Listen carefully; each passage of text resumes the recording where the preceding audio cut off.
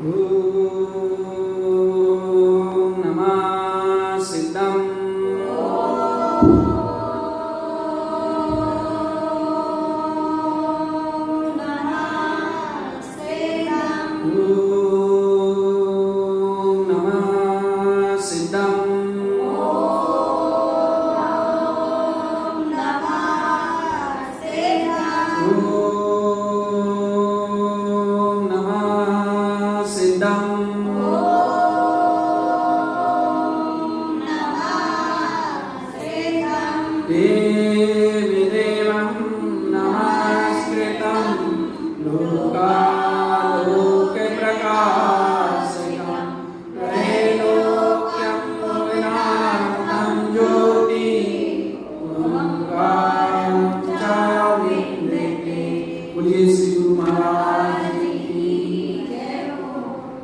यहाँ पर ये चौदहवीं गाथा है, जिसमें अंतिम मंगलाचरण की गाथाएं अपनी पूर्ण हो जाएंगी।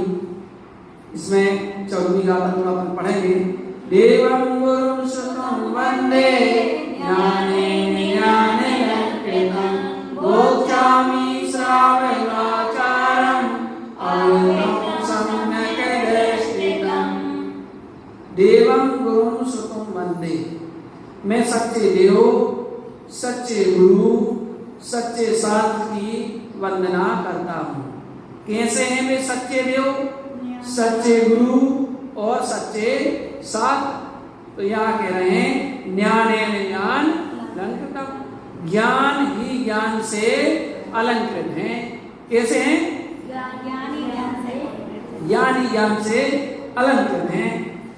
और बोध्यामि श्रावकाचारम् अमृतम सम्यक् दर्शितम्, और ये ग्रंथ श्रावकाचार्य ग्रंथ अमृत सम्यक् दृष्टि की अपेक्षा से अमृत सम्यक् दर्शितम्, अमृत सम्यक् दृष्टि की अपेक्षा से श्रावकाचार्य ग्रंथ बोध्यामि मतलब मैं कहूंगा, है ना।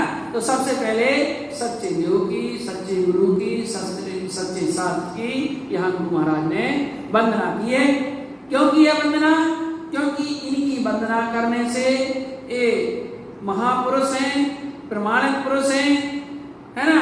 इन्होंने ये अपने आत्मस्वभाव की इन्होंने प्राप्ति कर ली है, और गुरु हमारे आत्मस्वभाव की प्राप्ति करने के मार्ग पर लगे हुए हैं। शास्त्र हमें उस आत्मस्वभाव की प्राप्ति का मार्ग बताते हैं, कैसे चलना है ना, क्या करना है, तब तुम दुखों से छूट करके उस शाश्वत पद की प्राप्ति कर सकोगे। ऐसा शास्त्रों के माध्यम से हमें मालूम होता है, क्योंकि ये शास्त्र ये जिनवाणी जिनेन्द्र की वाणी है। जिनेन्द्र भगवान ने जो कही है वही वाणी ये वाणी है। यह वाणी हमारे आत्म कल्याण के लिए, यह वाणी हमें उस सम्य ज्ञान की प्राप्ति के लिए कारण होती है। ऐसी जिनवाणी माता को नमस्कार है, सच्चे देव को, सच्चे गुरु को, सच्चे शास्त्र को। ऐसा गुरु महाराज ने यहाँ पर नमस्कार किया है। और इसके बाद अब श्रावकाचार्य ग्रंथ प्रारंभ कर रहे हैं। मैं कहूंगा इसके बाद श्रावकाचार्य ग्रंथ प्रारंभ कर रहे हैं। यह कह दिया था कि अमृत सम्यक् दृष्टि की अपेक्षा से मैं यह ग्रंथ कहूंगा, लेकिन उस अमृत सम्यक् दृष्टि की अपेक्षा से कह रहे हैं, लेकिन सबसे पहले उस मिथ्या दृष्टि को सम्यक् दृष्टि बना रहे हैं। क्या? मिथ्या दृष्टि को सम्यक् दृष्टि बनाने का एक फॉर्मूला तीसरी गाथा में उन्होंने दिया है। 3 गाथाएं कि ये मिथ्या दृष्टि जो संसार शरीर भोगों में ऐसा आसक्त है कि कुछ इसको खबर पता ही नहीं है, अपने आप को भूला हुआ है। इसलिए जो है यहाँ पर 3 गाथाएं दी, क्योंकि यही तो कारण है ना, संसार शरीर भोग इसी में लगा हुआ है। इसलिए निरंतर इनका भोग करते करते और अपना संसार निरंतर बढ़ा रहा है। तो यहाँ पर कुछ नहीं कहा आचार्य, ये नहीं कहा तुम छोड़ो, ये कहा कि भाई पहले इनके स्वरूप को समझो कि जिसमें तुमने सुख मान रखा है, क्या वास्तव में वो चीज सुख है? उसमें सुख है क्या? ये थोड़ा देख लो, जान लो, इन चीजों में सुख है क्या? हम कह नहीं रहे, हम कुछ नहीं कह रहे, केवल आप उसके स्वरूप को समझ लो, उसका स्वरूप जो है देख लो। तो पहली 15वीं नंबर की गाथा ये कह रहे हैं, संसारे वै दुःखानि वैरागं जैन चिंतये अन्यतम असत्यं जानन्ते असरणं दुःखे भागिनः। संसारे भय दुःखानि, संसार में भय हैं और दुख हैं। संसार भय और दुखों की खान है, दुखानी भी कह दिया। ये संसार भय और दुखों की खान है, क्योंकि यहाँ जहां भय होंगे वहां निश्चित रूप से दुख होगा, है ना। वैरागं जैन चित्ते, जो जीव इससे विरक्त होने का, इससे छूटने का चिंतन करते हैं, विचार करते हैं, वे इस संसार को कैसा जानते हैं? अन्यतम क्षणभंगुर, ये क्षणभंगुर है, ये असत्य है, ऐसा जानते हैं। और ये कैसा है? असरणम दुख भाजनम, ये शरणभूत नहीं है। कैसा है? असरण है, यह संसार शरणभूत नहीं है। इतनी चीजें बता दी कि पहली बात तो ये कह दी कि संसार में भय है और दुख है और क्षणभंगुर है, झूठा है और शरण करने योग्य नहीं है, ये असरण है, यहाँ शरण नहीं मिलने वाली। इतनी चीजें कही है ना। अब देखो एक चीज, पहली चीज तो अपने संसार को समझ लें कि संसार क्या है ना। तो संसार मतलब जो जीव 4 गति 84 लाख योनियों के माध्यम से पंच परावर्तन रूप संसार में परिणत कर रहा है, ये संसार है ना। दूसरा संसार है अपने स्वभाव से खसक जाना, ये संसार है ना। घर परिवार पुत्र मित्र ये सब संसार है ना। तो भाई पंच परावर्तन रूप संसार में अनादिकाल से जीव परिणत कर रहा है, भटक रहा है। और क्यों भटक रहा है? क्योंकि यह अपने स्वभाव से खसक गया है। इसी का नाम तो संसारन के अपने स्वभाव से खसक जाना, ये संसार। और 4 गति 84 लाख पंच पदार्थ रूप संसार में परिणत करना, ये संसार। और क्योंकि उसके लिए सूत्र आया संसृति संसारा, संसरण करना। संसार में 4 गति 84 लाख योनियों में संसरण करना, इसका नाम संसार है। और घर परिवार मित्र है ना, दुकान मकान ये सब भी संसार है, ये सब संसार है। तो संसार में भय ही भय है, दुख ही दुख है। संसार भय और दुखों की खान है, ऐसा विचार करो। क्यों है कि देखो आप एक एक गति को ले लो। अभी अपन 6 ढाला का अपना चल रहा है। देखो नरक गति के दुखों को बताया, समझा अपन ने। नरक में कैसे कैसे दुखों को प्राप्त किया, तिरंज गति में कैसे दुखों को प्राप्त किया, और तिरंज गति में नरक गति में मनुष्य गति में भी देख लो आप। जन्म के दुख हैं, मरण के दुख हैं, बुढ़ापा के दुख हैं, ये तो मूल जो है ना। रोग के दुख हैं, शोक के दुख हैं, आदि कितने दुख हैं। और देवगति में भी कौन से दुख हैं?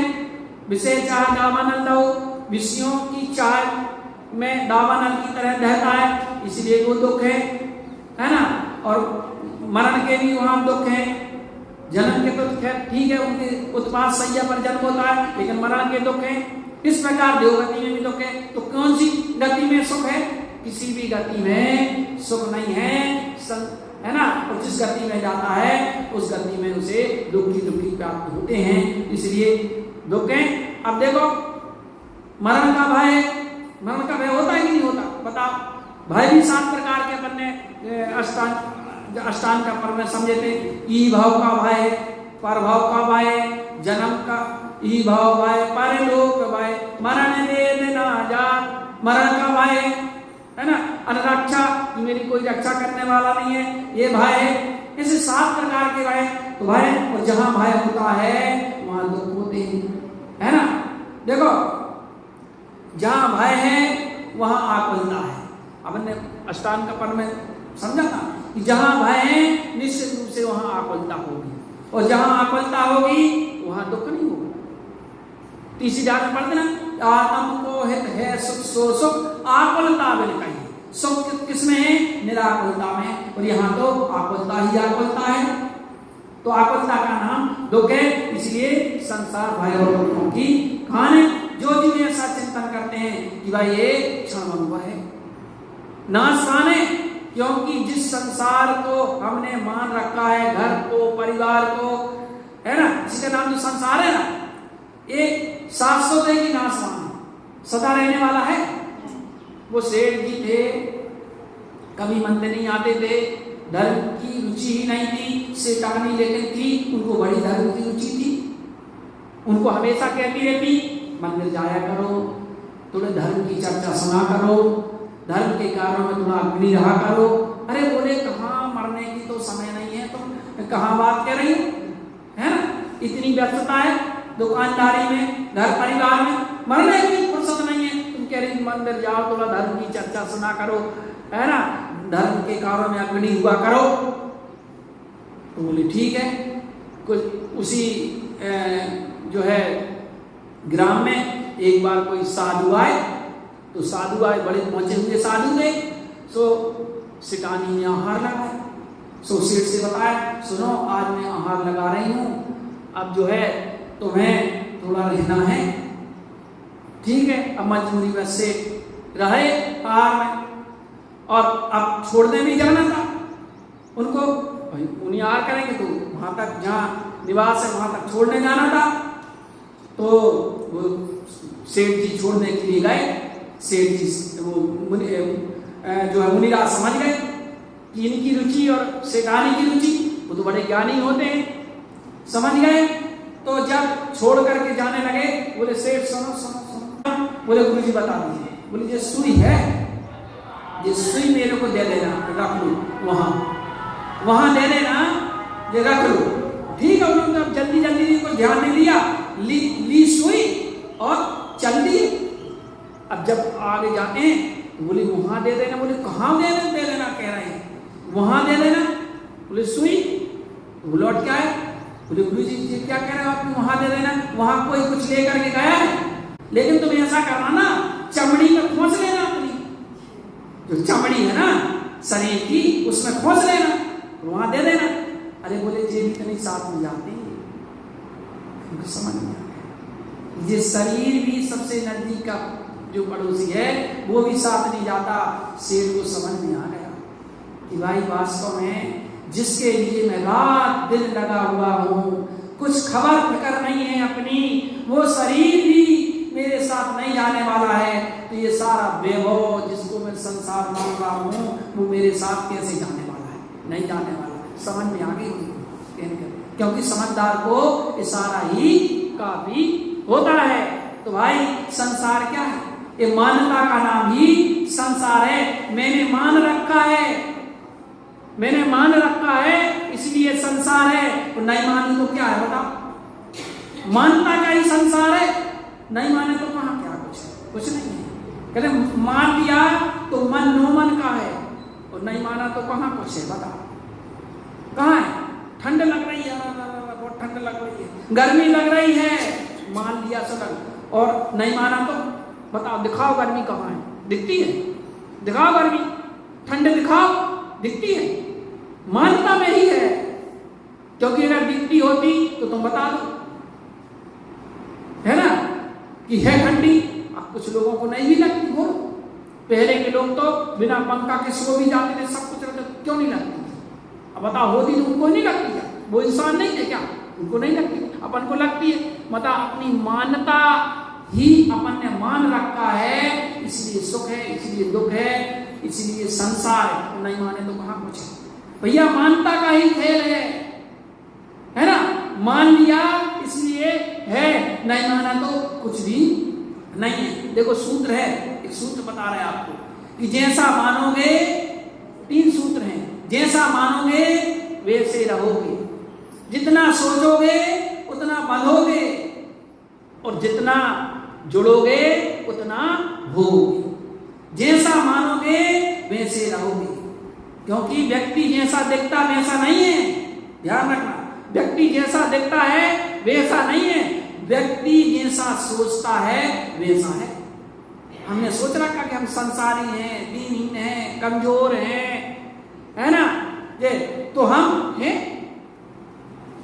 वैसे हैं। देखो चिंतामणि रत्न के बारे में सुना है? चिंतामणि रत्न कि जिसके पास होता है कुछ भी चिंतन करो उसको प्राप्त हो जाता है, कुछ भी चिंतन करो उसको वो मिल जाता है। लेकिन भाई वो तो अचेतन है, वो चिंतामणि रत्न तो अचेतन रत्न है। जब वो अचेतन के चिंतन, अचेतन न कर हीरा अगर अपने पास हो और जो चिंतन करें तो वो मिल जाता है। तो जिसके पास चैतन्य हीरा होगा, जिसके पास चैतन्य हीरा होगा उसको क्या नहीं मिल सकता, विचारनी बात है।